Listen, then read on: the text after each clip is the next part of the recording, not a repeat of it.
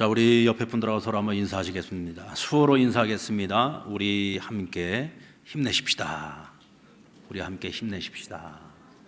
네. 지나온 6개월도 참 은혜로 잘 지내왔습니다. 잘 버텨왔고 견뎌왔고 아직도 어려운 가운데 있지만 남은 6개월도 하나님 은혜로 우리가 또 잘 헤쳐나가고 이겨나가리라고 믿습니다. 사람이라면 모른지기 자신이 이루고자 하는 목표를 이루기 위해서 힘쓰는 삶을 살아갑니다. 오늘 이 자리에 계시는 분들 가운데 자기 삶을 힘쓰지 않는 분들은 아무도 없을 겁니다. 그렇기 때문에 우리가 힘을 쓰면서 살아가는 것만큼이나 더 중요한 것이 있는데, 그것은 우리가 무엇에 힘쓰며 살 것이냐 하는 문제입니다. 우리가 무엇을 위한 삶을 살아가는데 그토록 힘을 써야 하는가? 여러분들 사기꾼들을 보면은요, 사기꾼이 마음을 먹고 사기를 치려고 하면 넘어가지 않을 사람이 없다고 해요. 왜냐하면 그만큼 기가 막히게 사기를 치기 때문에 그렇습니다. 그러니까 사기꾼들이 사기를 치기 위해서 얼마나 연구를 많이 하고 노력을 하겠습니까? 그렇죠? 속지 않고는 넘어갈 수 없을 정도로 그렇게 잘 속인다는 얘기예요. 여러분들, 우리가 잘 아는 보이스피싱 같은 경우도 보면은 우리가 그 수법을 좀 알만하면 또 새로운 수법들이 나와가지고 그렇게 보이스피싱 조심하라고 하는데도 꼭 넘어가시는 분들 계시잖아요. 그러니까 그만큼 준비를 많이 하고 또 끊임없이 사기 수법도 개발을 한다는 얘기죠. 그러니까 이와 같은 사람들은 힘을 쓰지 않아야지 될 사람들인데 힘을 쓰는 거죠. 우리가 남을 사기를 쳐가지고 나름대로의 목적을 달성하는 사람들을 우리가 잘 산다고 얘기하지 않습니다. 이렇게 힘쓰는 일들은 이건 잘하는 것이 아니죠. 오히려 힘을 쓰지 않는 것이 개인에게나 또 다른 이웃들에게 오히려 더 유익한 일이 될 겁니다. 바울은 예수님을 만나기 전과 후를 보면은 이 바울이라고 하는 사람은 이게 기본적으로 자기가 하는 일이 어떤 일이 되었든지 간에 그 일에 힘을 다해서 노력하는 사람이었어요. 그러니까 예수님을 만나기 그 이전에도 바울은 힘쓰는 삶을 살아왔던 사람입니다. 하지만 그가 예수님 만나기 전에 힘을 썼던 것은 오히려 결과적으로 봤을 때에는 힘을 쓰지 않았더라면 더 나았을 뻔한 그런 열심이었다는 거죠. 고린도전서 15장 5절로 8절의 말씀에 보면은 바울이 부활하신 예수님께서 찾아와서 만나주신 사람들에 대해서 열거를 하는데, 첫 번째로 만나줬던 사람은 예수님의 수제자였던 게바였다. 그리고 그 이후에는 다른 모든 제자들이 모여 있을 때 예수님이 부활하신 몸을 확인시켜 주셨고, 그 다음 500여 형제들이 모여 있을 때 그들에게도 보여주셨고, 또 예수님의 동생인 야고보에게도 나타내셨다. 그런데 맨 마지막에 만삭되지 못하여 난 자인 나와 같은 사람에게도 예수님께서 부활하신 몸을 나타내시고 보여주셨다라고 고백을 합니다. 철저하게 자기를 비하하고 있는 것이죠. 나는 만삭되지 못하여 난 자다. 다시 말하면 팔삭동이라는 얘기예요. 나는 한없이 부족한 사람이라는 이야기죠. 왜 바울이 자신을 이렇게 비하시키는 걸까요? 심지어는 나는 사도라고 칭함을 받기에는 가당치 않은 사람이다 라고까지 이야기를 합니다. 왜? 예수님 만나기 전에 힘쓰는 삶을 살아왔지만 그 힘씀이 하나님 나라에 전혀 도움이 되지 못했어요. 사람을 살리기 위한 노력이 아니라 오히려 그것이 자기는 살리는 일이라고 생각을 했는데 오히려 사람들을 파괴하는 일이었고, 그것이 사람들을 행복하게 하는 일이라고 생각을 했는데 나중에 알고 보니까 그 일이 사람들을 불행하게 만드는 일이었다라는 것입니다. 하지만 바울이 부활하신 예수님을 만나고 난 이후에는 달라졌지요. 과거에 그가 핍박했던 복음과 그가 핍박했던 하나님의 교회, 복음을 위한 삶을 살아가게 됩니다. 복음을 위해서 있는 힘을 다해 자신의 전 생애를 하나님 앞에 불사르게 되죠. 고린도전서 15장 10절 말씀 우리 같이 한번 읽어보겠습니다. 시작. 그러나 내가 나 된 것은 하나님의 은혜로 된 것이니 내게 주신 그의 은혜가 헛되지 아니하여 내가 모든 사도보다 더 많이 수고하였으나 내가 한 것이 아니요 오직 나와 함께 하신 하나님의 은혜로다. 오늘 바울은요, 주님 만나고 난 이후에, 부활하신 주님을 만난 이후에 다른 어떤 사도보다도 자기가 더 힘을 써서 더 많은 일을 했다는 거예요. 왜 그랬을까요? 과거에 지은 죄가 있으니까. 과거에 교회를 핍박했잖아요. 자신 때문에 교회가 얼마나 고통을 당했습니까? 그러니까 그것을 사죄하는 마음으로 오히려 더 열심히 다른 사도들보다도 더 힘써서 주의 일에 열심을 내었다는 거예요. 그럼에도 불구하고 그 모든 것은 하나님의 은혜였다. 모든 공을 하나님께로 돌리고 있습니다. 그러면서 오늘 그리스도의 은혜를 입어 주 안에서 살아가고 있는 바로 저와 여러분에게도 같은 당부를 하고 있습니다. 여러분, 주를 위해 더욱 힘쓰는 삶을 사십시오. 어떤 상황 속에서도 어떤 환경 속에도 항상 주를 위해 힘쓰시기 바랍니다. 그 이유가 뭐냐? 당신들이 주를 위해서 살아가는 그 삶은 결코 헛된 일이 아니기 때문이라는 거예요. 주 안에서 열심을 내지 않고 자기 뜻대로 자기 생각대로 열심을 낼 때에는 그것이 오히려 세상을 파괴하는 일이었는데, 주 안에서 주를 위하여, 주의 나라를 위하여, 영원한 것을 위하여 힘을 썼더니 그것은 결코 헛된 일이 아니라 이 세상에서 가장 가치 있고 소망이 있는 일이었다는 거죠. 그러므로 오늘 그리스도 안에 있는 우리가 살아가야 되는 그 삶은 주를 위하여 더욱 힘쓰는 삶이라는 것입니다. 그래서 바울은 15장 전체에 걸쳐서 우리가 이 헛되지 않은 일, 주를 위해서 열심히 더욱 힘써 살아가야 되는 그 이유를 밝히고 있는데, 15장 전체를 통해서 바울은 부활에 대한 가르침을 주고 있습니다. 한마디로 간단하게 말씀을 드리면, 우리가 왜 주의 나라를 위하여 더욱 힘써야 되느냐? 하나님께서 우리에게 부활의 영광을 약속해 주셨기 때문이라는 거예요. 여러분, 부활을 믿으십니까? 예수님의 부활을 믿으시나요?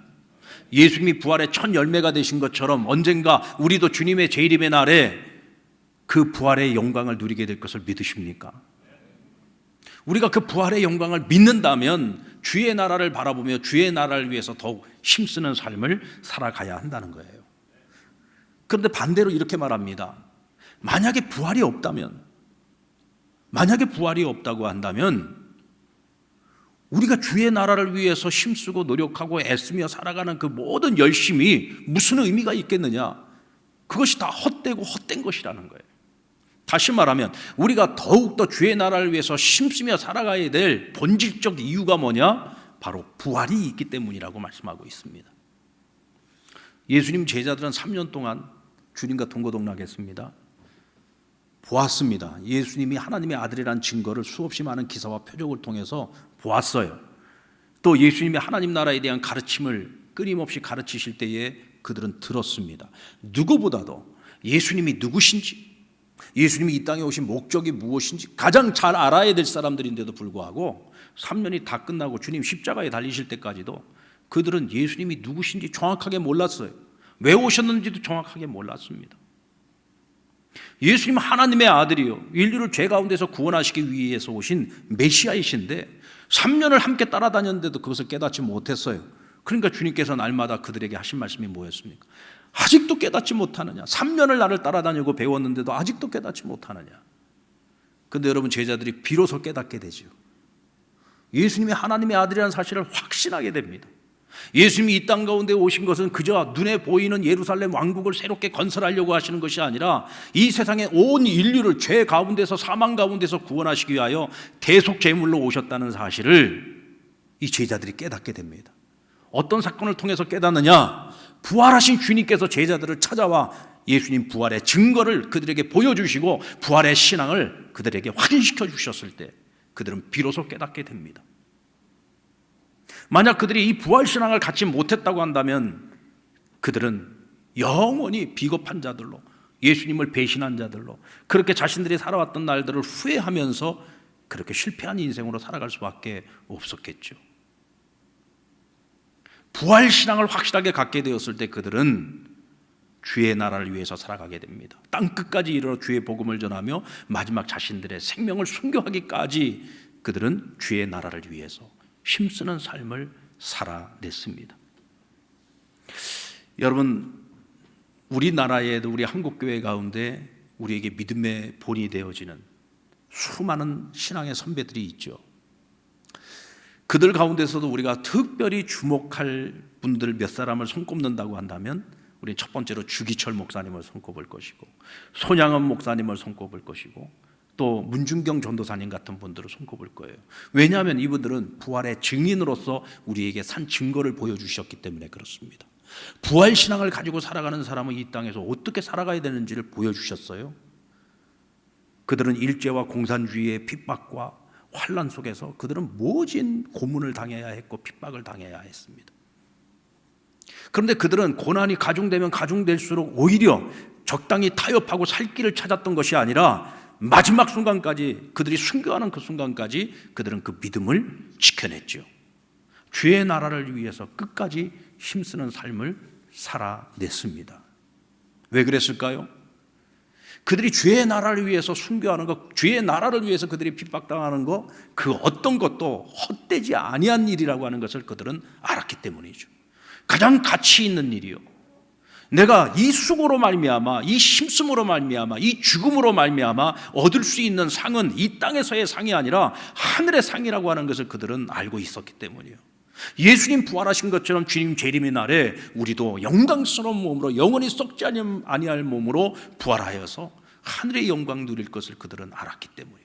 그것을 그저 추상적으로 생각으로만 알고 있는 것이 아니라 그들은 몸소 자신들의 육체로, 삶으로 그들은 그것을 실천했고 오늘 이 땅을 살아가는 모든 그리스도인들에게 산 증거로 보여준 것입니다.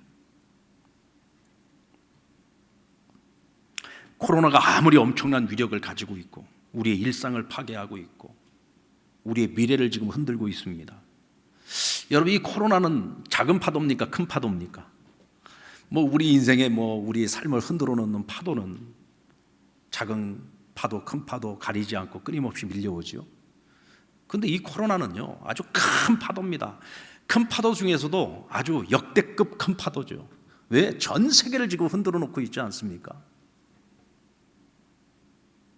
그런데 여러분, 혹시 오늘 우리가 이 코로나라고 하는 이 상황을 자꾸 핑계대면서 내가 믿는 자로서, 그리스도인으로서, 하나님의 사람으로서 내가 이 땅 가운데서 마땅히 해야 할 일들을, 내가 마땅히 감당해야 될 우리의 사명들을 이 핑계 저 핑계, 자꾸 큰 파도가 밀려왔는데 지금 우리가 내 한 몸 살기도 힘들어 죽겠는데 어떻게 그 사명을 감당합니까?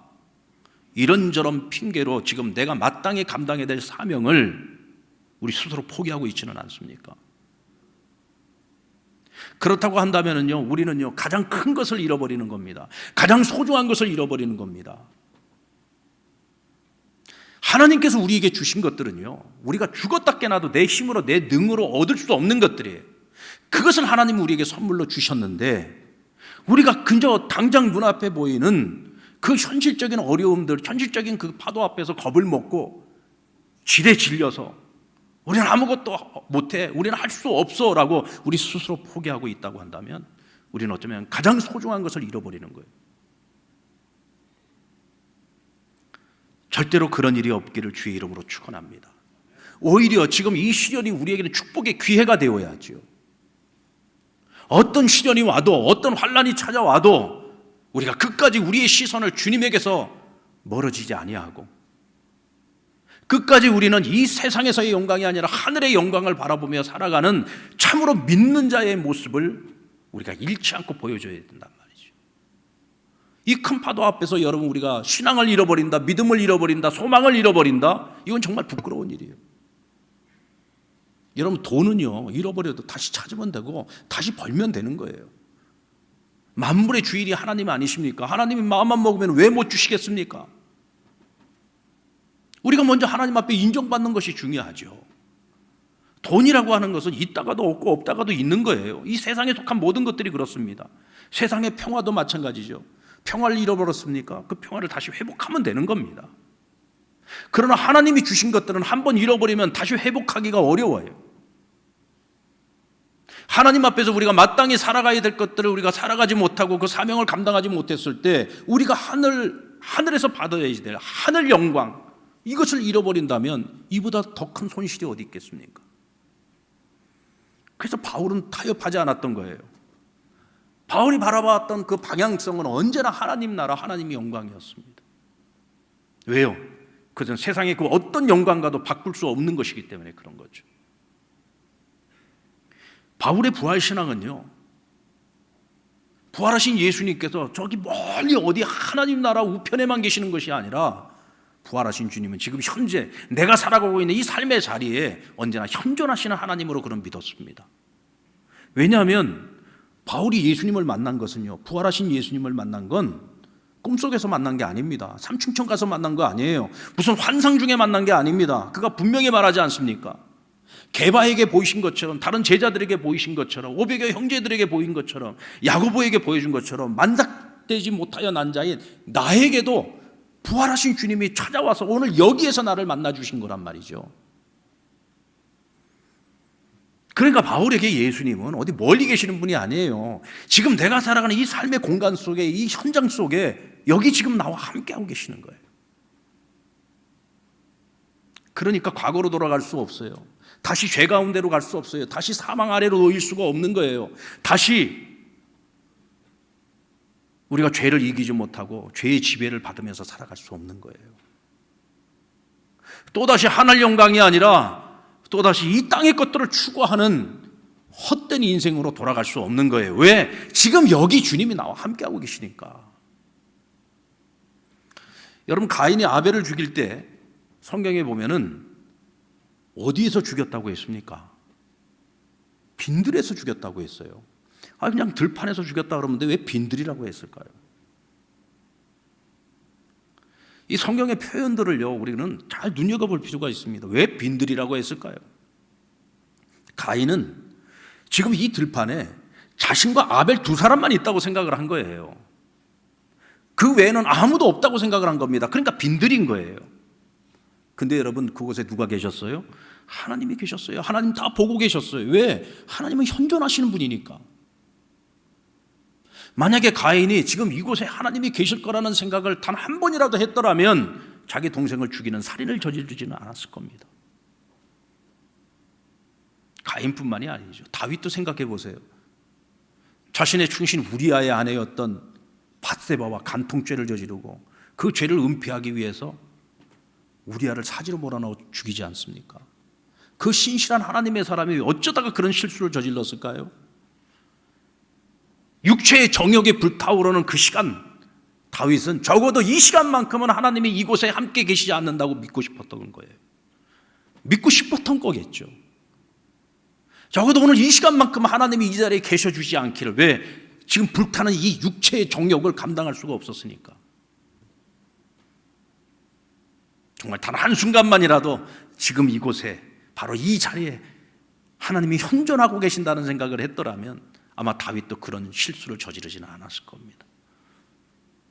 여러분, 저와 여러분이 왜 크리스찬인데, 하나님의 자녀로서 살아가고 있는데 왜 우리가 또다시 죄를 짓습니까? 왜 우리가 또다시 하나님께서 해결하는, 그리스도로 말미암아 해결해 놓으신 그 사망의 굴레 속으로 왜 우리 스스로가 자꾸 찾아 들어갑니까? 하나님을 현존하시는 하나님으로 믿지 않으니까 그런 거예요. 부활하신 주님이 지금 여기 이 자리에, 우리가 살아가는 삶의 자리에 함께하고 계신다는 것을 우리가 인정하지 않고 살아가서 그런 거예요. 가톨릭 신자이면서 소설가인 박완서 선생이 이런 얘기를 한 적이 있습니다. 크리스찬은 더 이상 하나님을 죽이는 실수를 저질러서는 안 된다. 크리스찬이 하나님을 죽인대요. 어떤 상황 속에서 우리가 하나님의 말씀을 인정하지 않고 부정하면요, 그것은 곧 하나님을 부정하는 거죠. 하나님을 부정하는 것은요, 우리 크리스찬들의 입장에서 보면 하나님을 또다시 죽이는 겁니다. 왜 우리가 이런 실수를 저지를까요? 하나님 지금 여기 계시지 않는다고 생각을 하니까 그런 거예요. 하나님이 여기 계시고 지금 내 앞에 계신다고 하는데 우리가 어떻게 거짓말을 합니까? 우리가 어떻게 또 죄와 짝하여 살아갈 수 있습니까? 고린도전서 15장 22절의 말씀에 보면 아담 안에서 모든 사람이 죽은 것 같이 그리스도 안에서 모든 사람이 삶을 얻었다 그랬어요. 맞지 않습니까, 여러분? 아담 때문에 이 세상에 죄가 들어왔고 죄 때문에 사망이 찾아왔어요. 이 사망 앞에서 모든 인생들은 다 불행해질 수밖에 없습니다. 그런데 그리스도 안에서 하나님 우리에게 삶을 주셨다 그랬습니다. 여기서 말하는 삶, 이 라이프라고 하는 것은 뭐냐? 하나님께 속한 자로서 살아가는 삶을 말하는 거예요. 죄인으로서 하나님의 심판을 받아야 될, 영벌을 받아야 될 인생이 아니라 하나님께 속한 자로서 살아가는 새로운 삶을 말하는 것이고, 예수 그리스도 안에서 얻은 구원과 죄사함과 영생을 얻은 자로서의 새로운 삶을 말하고 있는 것이죠. 우리는 그리스도 안에서 죄를 이기고 사망을 이기는 자가 되었습니다. 자, 여러분 55절로 56절 말씀을 한번 같이 읽어보겠습니다. 시작. 사망아 너희 승리가 어디 있느냐? 사망아 내가 쏘는 것이 어디 있느냐? 사망이 쏘는 것은 죄요 죄의 권능은 율법이라. 우리 주 예수 그리스도로 말미암아 우리에게 승리를 주시는 하나님께 감사하노니. 오늘 지금 사망을 향해서 말하는 겁니다. 사망아 너희 승리가 어디 있느냐? 사망아 내가 쏘는 것이 어디 있느냐? 사망이 쏘는 것은 죄요 죄의 권능은 율법이라. 그러나 우리 주 예수 그리스도로 말미암아 우리는 이 사망의 늪에서 승리하였다. 한 아버지가 어린 두 아들을 데리고 공원에 놀러 갔어요. 근데 큰 말벌 한 마리가 갑자기 나타나가지고 막 왱왱거리면서 막 아이들을 위협을 하다가 큰 아이 이마를 그냥 갖다가 벌침을 딱 쏜 거예요. 뭐 아이가 그냥 아빠 죽겠다고 소리를 지르고 난리가 났죠. 그러니까 형이 울고불고 난리가 나니까 이 동생이 또 그냥 곁따라서 얘가 막 또 무서운 거예요. 그러니까 이 동생애도 막 울면서 또 악을 쓰니까 이 말벌이 신이 났는지 이제 또 이 둘째 아이 앞에 와가지고 자꾸 이제 막 맹맹거리면서 위협을 하죠. 그러니까 이 아이가 아빠 등 뒤로 가서 그냥 탁 붙어가지고 아빠 나 절대로 나 저 벌한테 안 쏘일 거야. 아빠 저 말벌 잡아줘 하고 난리가 났어요. 아빠가 이렇게 얘기하죠. 얘야 저 말벌이 무시무시한 건 사실이야. 그러나 저 말벌은 자기가 가지고 있는 그 침을 한 번밖에 못 쓴단다. 이미 그 침을 너희 형한테 써버렸기 때문에 너를 위협할 수는 있지만 너에게 쏠 침이 남아있질 않아. 그러니까 걱정하지 않아도 돼. 저 벌은 너에게 전혀 위협이 되지 않는단다. 여러분 이 이야기가 뭘 얘기하는 거죠? 마귀 사단이 죄와 악으로 우리에게 사망을 가지고 왔어요. 이 사망의 침을 가지고서 우리를 끊임없이 괴롭히고 우리를 고통 가운데 살게 했어요. 그런데 예수님이 이 땅에 오셔서 그 사단이 사용할 수 있는 그 침을 예수님이 우리의 모든 죄를 다 끌어안고 대신 십자가에 달리셔서 대신 그 침을 맞은 거예요. 그래서 마귀는 더 이상 사용할 침이 없어요.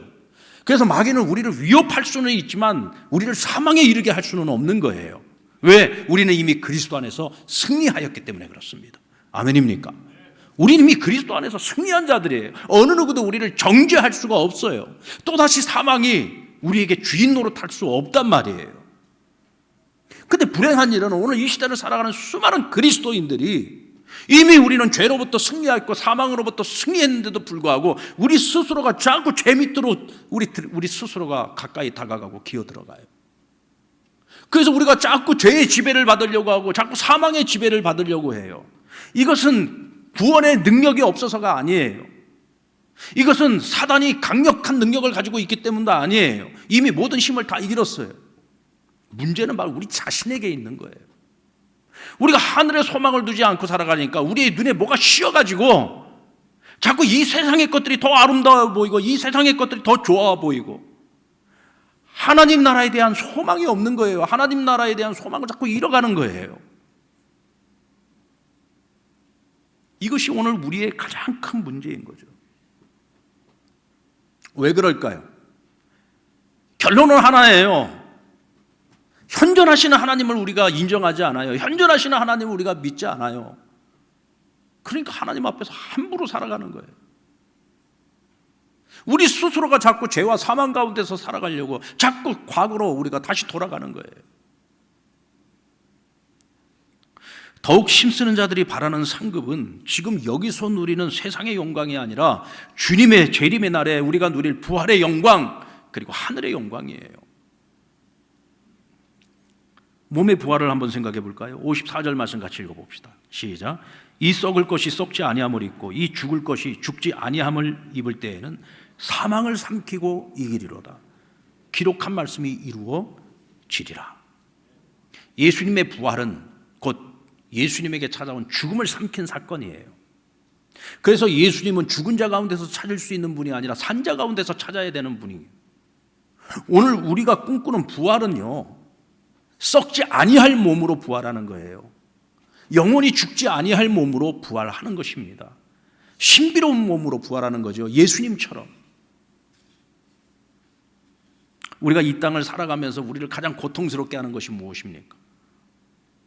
여러분들을 지금 가장 고통스럽게 하는 게 뭐예요? 돈입니까? 경제적인 어려움인가요? 사실 알고 보면 이 경제적인 어려움은 아무것도 아니에요. 아무리 돈을 많이 가지고 있어도 질병과 사망 앞에 놓여 있는 사람은요, 그 돈 아무 쓸모가 없어요. 지금 우리가 이 코로나 사태를 지금 경험하면서 우리가 지금 얻고 있는 교훈이 뭡니까? 그렇게 돈이 많은 나라, 세상에서 가장 잘 사는 나라, 경제 대국, 세상에서 가장 강력한 군대를 가지고 있고 가장 강력한 나라, 이런 세계의 선진국들이 지금 눈에 보이지도 않는 이 바이러스 때문에 어떻게 되고 있어요? 아주 자존심 다 구기고 있잖아요. 돈만 있으면, 머니 파워만 가지고 있으면은 해결하지 못할 것이 없었어요. 물질 만능주의였어요. 이것이 자본주의의 영광 아니었습니까? 그런데 지금 이 전염병이라는 이 질병 앞에서 그런 것들이 아무 의미가 없는 거예요. 아무짝에도 쓸모가 없어요. 그래서 요즘 전 세계적으로 화두가 되고 있는 것이 뭡니까? 자본주의냐 삶이냐? 자본주의냐 삶이냐? 돈이냐 삶이냐? 지금까지 우리는 돈 하면서 살았는데 돈보다 더 귀한 가치를 우리가 돈 때문에 다 잃어버리고 살아왔다는 것을 깨달은 거예요. 돈보다 더 귀한 가치가 뭡니까? 하나님이 우리에게 주신 것들이죠. 우리가 돈을 주지 않고도 누릴 수 있었던 것들, 맑은 공기, 아름다운 자연,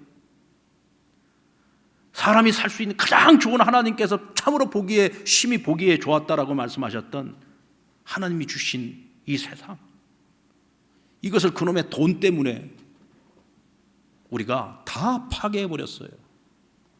한마디로 말해서 우리가 마땅히 누릴 수 있었던 삶을 잃어버리고 만 거예요. 그래서 이 코로나 시대에, 이제 포스트 코로나가 지나가는 이후에 인류는 아주 중요한 시점에 우리가 결정을 해야만 하는, 판단하고 선택해야만 하는 기로에 서 있다는 거예요. 앞으로도 계속해서 자본주의, 돈 하면서 살 것이냐, 아니면 정말 인간다운 삶을 선택할 것이냐. 너무 극단적인 선택을 이야기하는 것일 수도 있겠지만 이번 코로나 사태가 우리에게 그거를 확실하게 보게 해주셨잖아요. 그런데 여러분, 우리 그리스도인들이 추구하는 삶은요, 우리가 이 땅에서 보다 더 나은, 더 질 좋은 삶을 살아가는 것, 여기에 있는 게 아니에요. 우린 여기서 한 걸음 더 나아가서 영원히 썩지 아니할 몸을 가지고, 영원히 죽지 아니할 그 영광스러운 신비로운 몸을 가지고 영원한 나라, 이 지상의 유한한 나라가 아니라 영원한 하나님의 나라, 그 하나님 나라에 우리 소망을 두고 살아가는 거예요. 어떤 미래학자들은 그런 얘기를 하더라고요.